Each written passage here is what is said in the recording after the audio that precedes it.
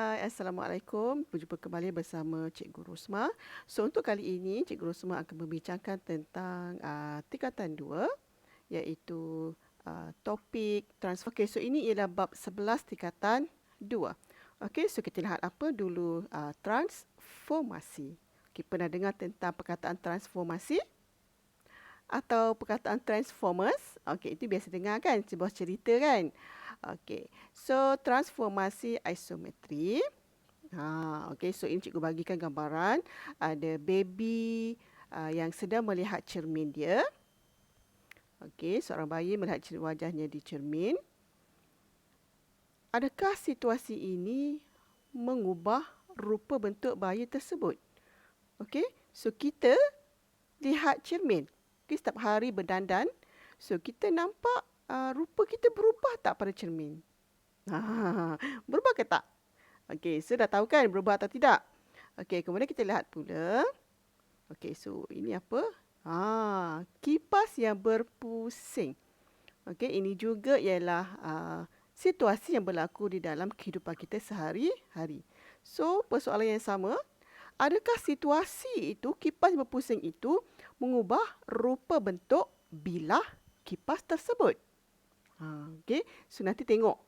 Tengok shilling, ada tak berubah rupa kepada bilah kipas? Okey, so ini gambar, gambar siapa ya? Okey, so ini ialah Anik berjalan dari rumahnya ke Tesco. Okey, dia berjalan. Adakah situasi ini juga mengubah rupa bentuk Anik tersebut? Okey, ada ke tak ada? Okey, so kita lihat berubah atau tidak. Okey, so apa arti transformasi dalam kehidupan seharian kita? Okey, so dalam kehidupan seharian, kita memang menggunakan konsep transformasi. Sama ada kita sedar ataupun tidak. Okey, so untuk kali ini, standard kandungan 11.1 iaitu transformasi, formasi geometri. Okey, so jom kita lihat. Okey, manakala standard pembelajaran ialah 11.1.1 iaitu memerihalkan perubahan bentuk, saiz, kedudukan dan orientasi suatu objek yang melalui transformasi.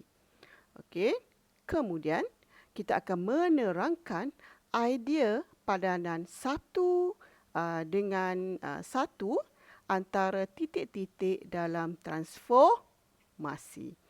Okey, so apa bendanya? So, jom kita lihat. Okey, transformasi dalam bentuk, saiz, kedudukan dan orientasi suatu objek. Okey, so apa bendanya? Iaitu pemindahan titik pada suatu sata. Okey, so ada sata, berlaku pemindahan titik. Okey, kemudian sebelum transformasi kita panggil bentuk asal itu sebagai objek.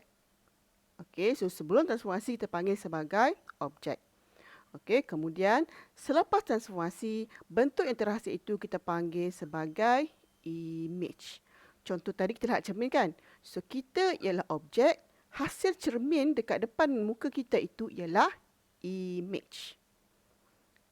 Okey, kemudian transformasi ialah padanan suatu titik pada suatu sata. Okey, so pada titik itu dia sudah berubah atau memindahkan titik. Okey, apabila objek bergerak dalam suatu transformasi, setiap titik mengikut ataupun dia akan bergerak mengikut corak pergerakan yang sama. Okey, contoh titik itu, okey, contoh dia dekat sini kan. Okey, contoh dia bergerak ke kanan. Okey, contoh A, B, C. Contoh titik ni bergerak ke kanan, jadi B juga akan bergerak ke kanan. C juga akan bergerak ke kanan. So itu maksud dia. Okey, so dia akan mengikut corak pergerakan yang sama. Okey, so kita lihat. Okey, so contoh rangsangan minda. Okey, so celupkan kedua-dua tapak tangan ke dalam cat air. Okey, katakan kita memilih warna merah ataupun color coklat. Okey, tak kisah warna apa. So kita celupkan ke dalam cat air dan tekapkan pada mani lakat. Okey, dengan keadaan sebelah menyebelah. Okey, so dua-dua jari, so sebelah menyebelah. Okey, macam mana? Okey, so macam contoh yang cikgu letak kat sini. Okey, so ini belah kiri.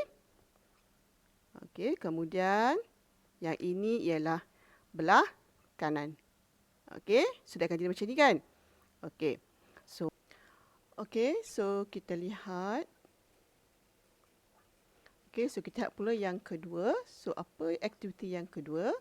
So dengan tapak tangan kiri, kiri sahaja yang berwarna, tekapkan tangan kiri pada mani lakat dengan keadaan di mana yang kedua itu dia turun ke bawah sedikit tetapi sebelah menyebelah.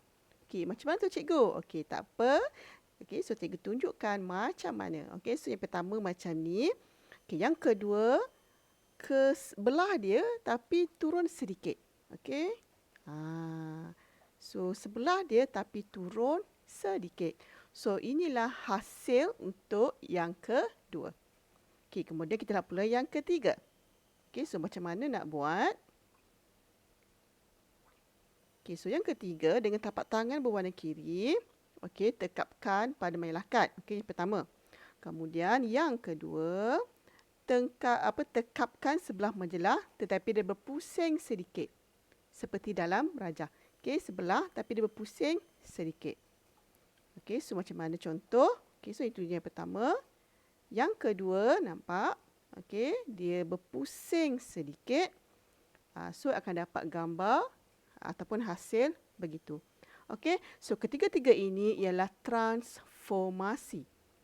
Okey, so ini ialah transformasi. So apa dia? Transformasi.